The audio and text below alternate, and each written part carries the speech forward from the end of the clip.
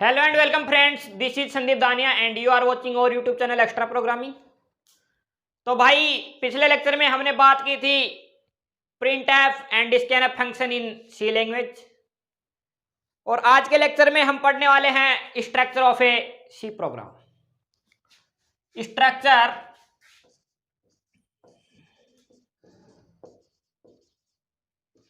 Of a C programme.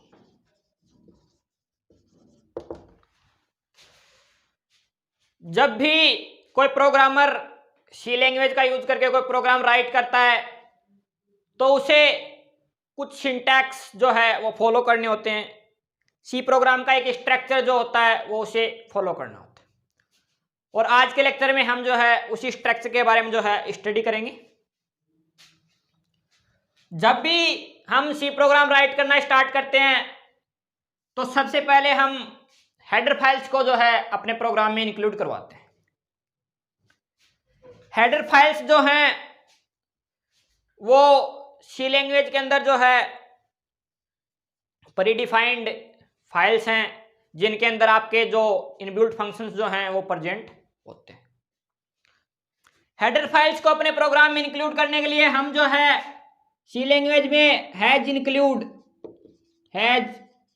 Include का use करते हैं। ये जो हैज इंक्लूड जो है इसको हम प्री प्रोसेसर डायरेक्टिव बोलते हैं। इस हैज इंक्लूड का जो काम जो होता है वो आपकी जो हेडर फाइल है उसको आपके प्रोग्राम में इंक्लूड कराने का होता है। ये हैज इंक्लूड जो है वो आपकी हेडर फाइल को आपके प्रोग्राम में इंक्लूड करवाएगा। उसके बाद हम जो है लेस देन का साइन यूज करते हैं, और लेस देन का साइन यूज करने के बाद हम जो है हेडर फाइल का नाम लिखते हैं। तो आज का जो है प्रोग्राम जो मैं आपको समझा रहा हूं इसके अंदर मैं प्रिंटफ फंक्शन का यूज करने वाला हूं, और मैंने आपको पिछले लेक्चर में बताया था कि प्रिंटफ और स्कैनफ फंक्शन दोनों के दोनों जो हैं वो standard input output header file के अंदर प्रेजेंट होते हैं। तो यहाँ पे मैं आज यूज करने वाला हूँ standard input output header file. तो मैं यहाँ पे हेडर फाइल का नाम लिखता हूँ stdio।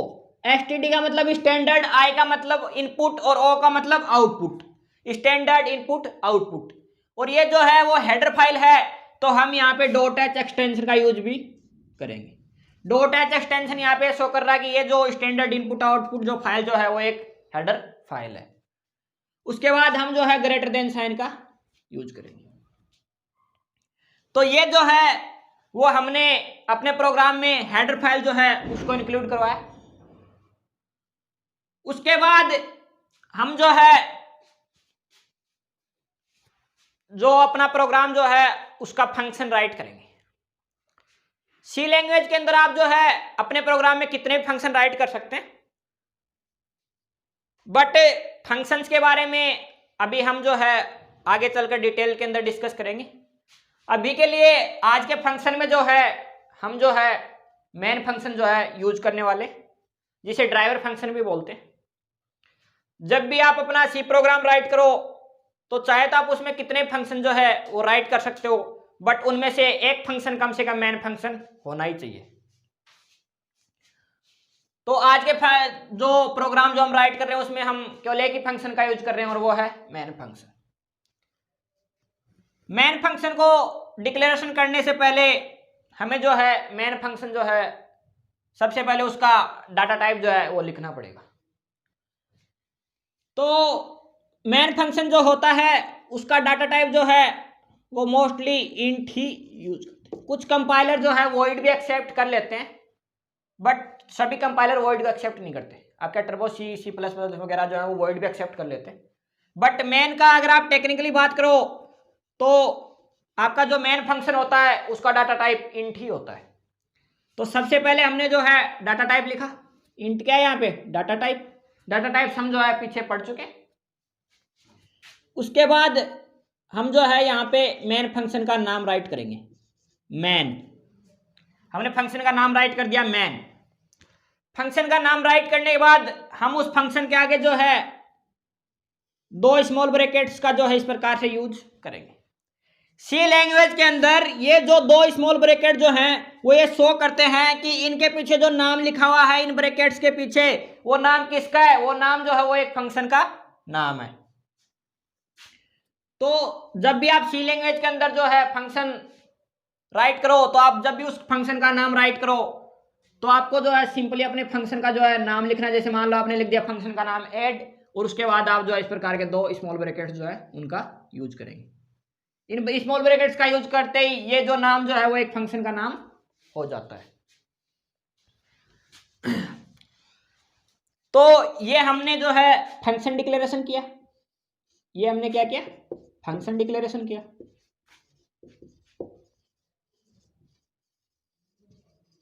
Function declaration. उसके बाद हम जो है ये जो फंक्शन डिक्लेरेशन जो हमने किया है इस फंक्शन की हम जो है बॉडी तैयार करेंगे। फंक्शन की बॉडी तैयार करने के लिए हम जो है फंक्शन की बॉडी को कर्ली ब्रेसेस से स्टार्ट करते हैं और कर्ली ब्रेसेस से हम जो है फंक्शन की बॉडी को एंड करते हैं। ये यहां से यहां तक जो है ये क्या है, ये इस फंक्शन की बॉडी है और ये यहां से यहां तक क्या हुई, फंक्शन की बॉडी और मेन क्या है, फंक्शन इंट क्या, डाटा टाइप। उसके बाद जो है हम जो है वेरिएबल डिक्लेरेशन करेंगे। ध्यान रखना सी लैंग्वेज के अंदर अगर आप किसी वेरिएबल का यूज कर रहे हो तो उस वेरिएबल का डिक्लेरेशन करना आपको कंपलसरी है। विदाउट डिक्लेरेशन आप जो है उस वेरिएबल को अपने प्रोग्राम में यूज नहीं कर सकते। अगर आप विदाउट डिक्लेरेशन किसी वेरिएबल को यूज करते हो तो आपका प्रोग्राम जो है वो एरर शो करेगा।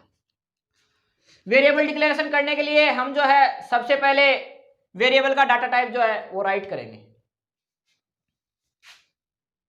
तो मान लो कि आज के प्रोग्राम में मैं जो है इंटीजर टाइप का जो वेरिएबल जो है वो यूज कर रहा हूं, तो उसके लिए मैं डाटा टाइप यूज करूंगा इंट। डाटा टाइप यूज करने के बाद हम जो है वेरिएबल का नेम राइट करेंगे। तो मान लो कि मैं वेरिएबल का नेम दे देता हूं ए।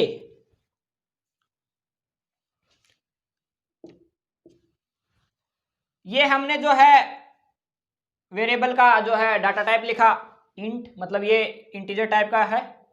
उसके बाद ए जो है ए क्या है, यहाँ पे वेरिएबल का नाम है। और चलिए मैं इसको जो है वैल्यू और असाइन कर देता हूं।